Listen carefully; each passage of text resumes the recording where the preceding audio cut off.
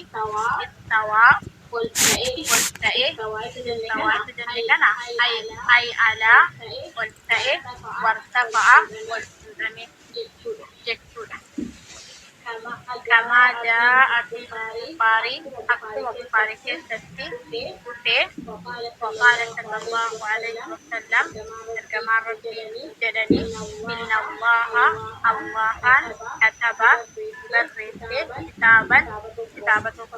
فهو عنده كتاب فوق العرش متفق عليه وارجع السؤال كافي هل الله معنا الله والإجراء صدق ما أيوة.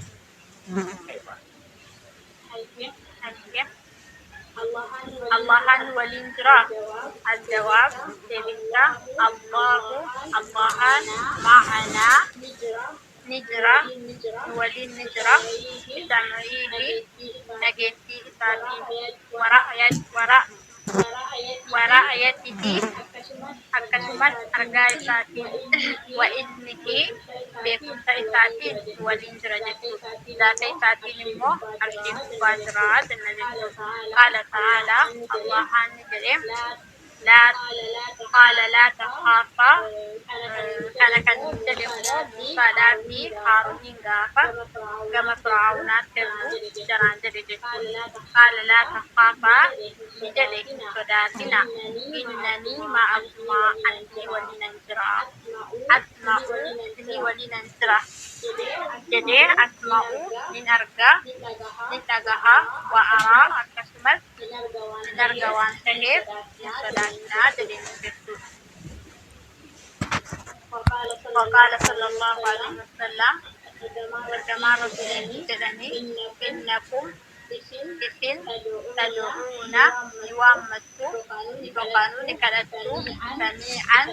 ditadagaha seitan qariban ditadagaha seitan wa huwa ma'akum min nisin wal isra ay bil muslimin bil saitan muslim aswal kasi ma hiya fa'idah tauhid fa'idah yuqam wa tauhidah mal al jawab pada fa'idah tauhid wa tauhidah hiya al-amru fil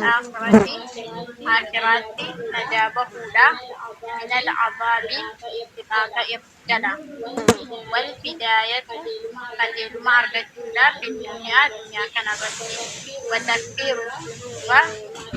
matianna madamu namarra hakamu dari fa'idah tauhidah qala ta'ala Allah jadi alladzina amanu